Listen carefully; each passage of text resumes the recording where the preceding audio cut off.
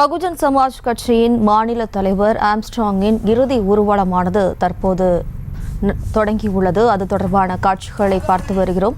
திருவள்ளூர் மாவட்டம் பொத்தூரில் உடலானது அடக்கம் செய்வதற்கான ஏற்பாடுகளும் தொடர்ந்து நடைபெற்று வருகிறது. இது குறித்தான கூடுதல் விவரங்களோடு நமது செய்தியாளர் ராஜேஷ் இணைகிறார். வணக்கம் ராஜேஷ். உடலை நல்லடக்கம் செய்வதற்கான ஏற்பாடுகள் ஒருபுறம் நடைபெற்றுக் கொண்டிருக்கிற நிலையில் இறுதி ஊர்வலமானது தற்போது தொடங்கியுள்ளது. அது பற்றிய விவரம். தலைவர் ஆம்ஸ்ட்ராங் உடல் ஊர்வலமானது தற்போது தொடங்கி இருக்கின்றது. தொடர்ந்து தற்போது அந்த உடல் நல்லடக்கம் செய்வதற்காக இங்கிருந்து கொண்டு செல்லப்படுகின்றது. தொடர்ந்து 2 நாட்கள் முன்பு, அதாவது நேற்று முன்தினம் அவர் படுகொலை செய்யப்பட்டிருந்தார். பெரம்பூர் அவரது வீட்டின் அருகிலேயே இந்த படுகொலை நடைபெற்றிருந்தது. இந்த நிலையில் அவரது உடல் பிரேத பரிசோதனை செய்யப்பட்டு அந்த உடல் தற்போது இங்கிருந்து கொண்டு செல்லப்படுகின்றது. திருவள்ளூர் மாவட்டம் பொத்தூர் என்ற இடத்தில் இந்த உடலானது நல்லடக்கம் செய்யப்படுவதாக தெரிவிக்கப்பட்டிருக்கின்றது. எனவே நீதிமன்றத்திலும் அதற்கான உத்தரவுகள் பிறப்பிக்கப்பட்டிருக்கக்கூடிய நிலையில் அதற்கான பணிகள் அங்கு நடைபெற்றுக் கொண்டிருக்கிறது. இந்த நேரத்தில் தற்போது இங்கிருந்து உடல் நல்லடக்கம் செய்வதற்காக கொண்டு செல்லப்படுகின்றது. தொடர்ந்து ஏராளமான அவரது ஆதரவாளர்கள் மற்றும் அந்த கட்சியை சார்ந்தவர்கள் என பலரும் அவரது உடன் சென்று கொண்டிருக்கிறார்கள். அவரது உடலானது தற்போது அந்த ஏசி போட்ட வண்டியிலே, அந்த இறுதி ஊர்வலத்துக்காக வைக்கப்பட்டிருக்கக்கூடிய சிறப்பு வண்டியிலே தற்போது அவரது உடலானது எடுத்து செல்லப்படுகின்றது. ஏராளமான தொண்டர்கள், அவரது ஆதரவாளர்கள், கட்சியை சார்ந்தவர்கள், அவரது நலன் விரும்பிகள் என பலரும் கண்ணீரோடு இந்த இறுதி ஊர்வலத்தில் பங்கேற்றிருக்கின்றார்கள். ஜெய் பீம் ஜெய் பீம் என்ற கோஷத்தோடு அவர்கள் செல்லக்கூடிய அந்த காட்சியை நம்மால் இங்கு காண முடிகின்றது. ஆயிரக்கணக்கானோர் குவிந்திருக்கக்கூடிய காரணத்தால் எந்த விதமான அசம்பாவிதமும் ஏற்பட்டுவிடக் கூடாது என்பதற்காக தொடர்ந்து காவல்துறையினரும் குவிக்கப்பட்டிருக்கிறார்கள். காவல்துறையினர் தொடர்ந்து அந்த ஊர்வலம் செல்லக்கூடிய பகுதியில் ஒரு அரண் போல அமைத்து 2 புறமும், வலதுபுறம் இடதுபுறம் என 2 புறத்திலும் காவல்துறையினர் ஒரு அரண் போல அமைத்திருக்கின்றார்கள். அந்த காவல்துறையினருக்கு நடுவிலே தான் அந்த ஊர்வலமானது தற்போது தொடங்கி இருக்கின்றது. ஆயிரக்கணக்கானோர் இந்த பகுதியிலே பங்கேற்றிருக்கிறார்கள். சுமார் 2000 பேர் இதில் பங்கேற்றிருக்கிறார்கள் என்று கருதப்படுகின்றது.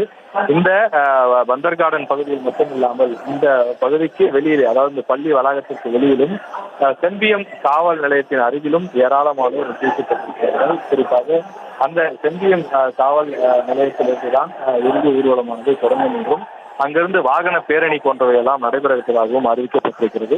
எனவே இந்த சாலை, அதாவது இந்த பந்தர் கார்டன் பள்ளி அமைந்திருக்கக்கூடிய பகுதி, இங்கிருந்து செல்லக்கூடிய அந்த சாலை என்பது மிக மிக குறுகியலான ஒரு சாலை. எனவே அந்த குறுகலான சாலையிலே வாகன பேரணி போன்றவையெல்லாம் செல்வது கடினம் என்பதனாலே அவ்வளவு பேர் இந்த பகுதியில் வாகனம் செல்ல முடியாது என்ற காரணத்தினால் நடந்தே அவர்கள் தொடர்ந்து ஆம்ஸ்ட்ராங் அவர்களது உடலை எடுத்து சென்று கொண்டிருக்கிறார்கள். தொடர்ந்து இங்கிருந்து செல்லக்கூடியவர்கள் இருக்கக்கூடிய காவல் நிலையம் காவல் நிலையத்திலிருந்து அவர்கள் அங்கிருந்து வாகன பேரணியாக புறப்பட்டு செல்ல இருக்கிறார்கள். இருக்கக்கூடிய இந்த பள்ளி வளாகம், அதாவது பந்தர் கார்டன் பள்ளியிலிருந்து பொத்தூர், திருவள்ளூர் மாவட்டத்தில் இருக்கக்கூடிய பொத்தூர், அந்த இடத்துல தான் உடல் நல்லடக்கம் செய்யப்படுகின்றது. அந்த இடத்திற்கு இங்கிருந்து சுமார் 22 கிலோமீட்டர் தூரம். எனவே அந்த 22 கிலோமீட்டர் தூரத்திற்கு தற்போது அந்த வாகனமானது கொண்டு செல்லப்பட இருக்கின்றது. எனவே நேற்று சுமார் 10 கிலோமீட்டர் தூரம் ராஜீவ்காந்தி மருத்துவமனையிலிருந்து அவரது இல்லம் பெரம்பூரில் அமைந்திருக்கக்கூடிய அவரது இல்லம் அங்கு வருவதற்கே கிட்டத்தட்ட 3 மணி நேரமானது. இந்த நிலையில் மெதுவாக ஊர்ந்து செல்ல வேண்டிய ஒரு சூழல் தான் இருக்கின்றது. வழிநெடுக்கிலும் தொடர்ந்து பொதுமக்கள் காத்துக் கொண்டிருக்கிறார்கள். அவருக்கு ஒரு முறை அஞ்சலி செலுத்த வேண்டும் என்று இருக்கிறது. தொடர்ந்து அஞ்சலி செலுத்துவதற்காக அவரது ஆதரவாளர்கள், அவரது கட்சியை சார்ந்தவர்கள், பொதுமக்கள் என பலரும் தொடர்ந்து இந்த இடத்திலே அஞ்சலி செலுத்துவதற்காக காத்துக் கொண்டிருக்கிறார்கள். காலையிலிருந்து அதிகாலையிலேயே 4 மணிக்கெல்லாம் கொண்டு வந்து அவரது உடலானது இந்த பள்ளி வளாகத்தில் வைக்கப்பட்டது. 4 மணி முதலே ஏராளமானோர் நீண்ட வரிசைகள் அஞ்சலி செலுத்துகிறார்கள். மாலை 4 மணி வரை இந்த அஞ்சலி செலுத்தக்கூடிய அந்த பணிகள் என்பது நடைபெற்றது. கிட்டத்தட்ட 12 மணி நேரத்திற்கு மேல் அஞ்சலி செலுத்தியிருக்கிறார்கள் பொதுமக்கள் மற்றும் அவரது ஆதரவாளர்கள். இந்த நிலையிலே தான் அஞ்சலி செலுத்துவதற்கு அதன் பிறகும் கூட 200-300 பேர் வந்த நிலையில் இதற்கு மேல் இங்கு நேரம் நாம் கடத்த முடியாது என்றே உடலை நல்லடக்கம் செய்ய வேண்டிய ஒரு சூழ்நிலை இருக்கின்றது. 2 நாட்கள் கடந்து விட்ட நிலையில் இதற்கு மேலும் நம்மால் தாமதப்படுத்த முடியாது. எனவே உடனடியாக இங்கிருந்து நாம் செல்ல வேண்டிய ஒரு சூழல் ஏற்பட்டிருக்கிறது என்று சொல்லி ஒலிபெருக்கி மூலமாக அதற்கான அந்த விஷயங்கள் எல்லாம் தெரிவிக்கப்பட்டு தற்போது உடல் ஏற்றப்பட்டு வண்டியிலிருந்து இங்கிருந்து மெதுவாக நகர்ந்து கொள்கின்றது. அந்த இடத்தை கடப்பதற்கு, அதாவது 22 கிலோமீட்டர் தூரம் இருக்கக்கூடிய அந்த இடத்தை கடப்பதற்கு குறைந்தது 5 மணி நேரம் ஆகும் என்று காவல்துறையினர் குறிப்பிடுகிறார்கள்.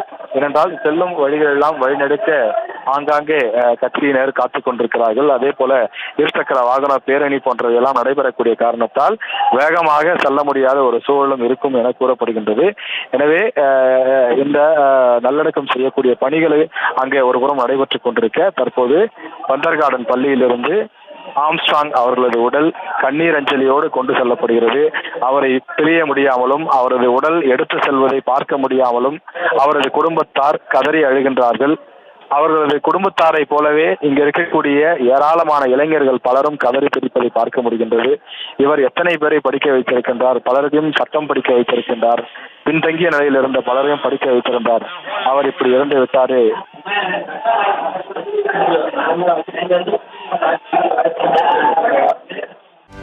செய்திகளை உடனுக்குடனும் துல்லியமாகவும் தெரிந்து கொள்ள சப்ஸ்கிரைப் பண்ணுங்க.